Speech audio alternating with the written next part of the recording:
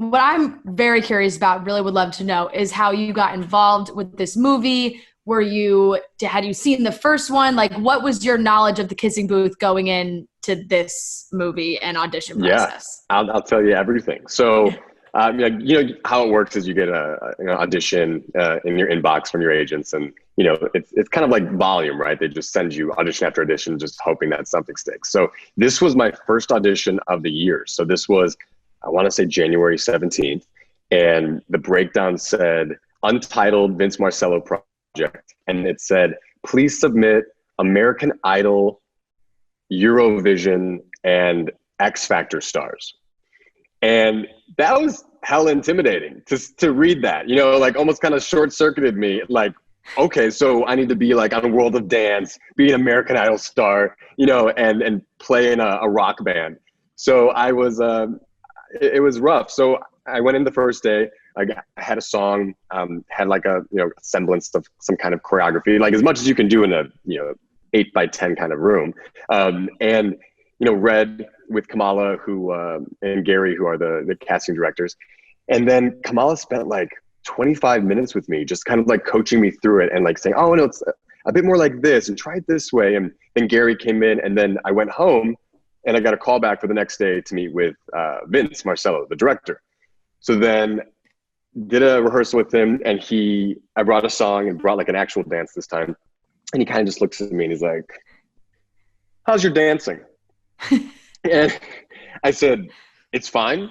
I'm not going to lie. I go, it takes me a little extra time to pick up choreography and like feel comfortable with it. But I go, I will give you 110% of me all day, whatever you want. Like I can do it. And he's like, okay.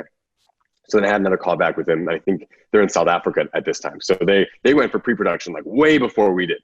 So I have another call with them.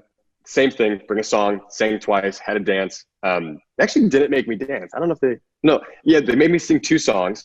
And then he was like, okay. So now like on this little screen, I see him with the 2 casting directors, and he goes, so how's your dancing? And I'm like I said before, throw anything my way. I'm giving you 110%. Like I will make you proud. Like I'm good under pressure. Like I'm gonna fuck some shit up. And he's like, okay. Can I swear on here? I'm sorry. Yes. Okay, absolutely. cool. We do it all the time. I am definitely a culprit of that. Okay, I won't do it all the time. That was my real thought. Like, let's kill it. So then finally, I do all that stuff, and I call, they call me and they go, hey, we have a chemistry read for you. And it's with Joey King. And I said, okay, cool. So it's me. Actually, I would show you the picture right now, but I don't know where it is, of me in the waiting room. And Joey came in, she's in like these blue jean overalls, really short hair with like a daisy in her hair. I remember that.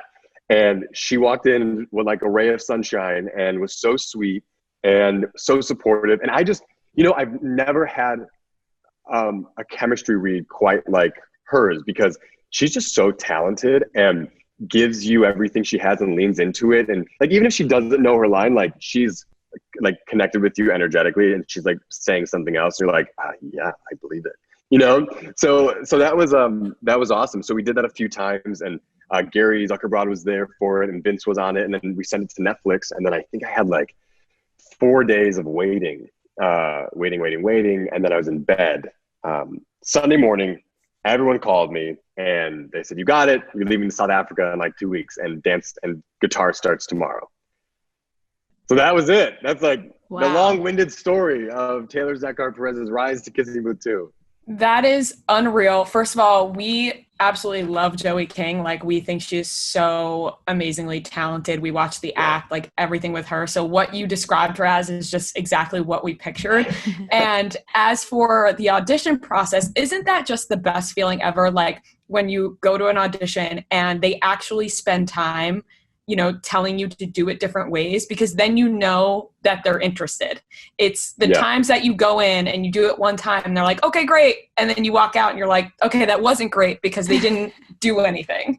Totally. Yes. I always love, sometimes there's these casting directors that like I go in for, David Rappaport a lot, and he'll have me do it one time, and then he's like, I'm just gonna send him to producers. Like, okay, I know he's good. Like, I'm gonna send him to producers. Or, you know, and Scott Jenkinger, same way. He's like, let's do it once. Okay, cool. I just want to make. He's like, I think they just want to make sure that you're still finely tuned in a way of like, okay, they're still in class. Like, I haven't seen them for a couple months. You know, maybe things happen. Maybe their hair changed. Maybe, you know, they got taller. You know, you never know. So I think it's their insurance policy to pre-read you. And to make sure that you're okay. But I love when they give you direction, and because it's like sometimes there's a while between projects. So you either, if you're not in a class, which I think every actor should be in an acting class always, or at least private coaching with someone, you know, you don't know if things have changed, because if you're like your litmus test for yourself, I think, you know, you got to watch that.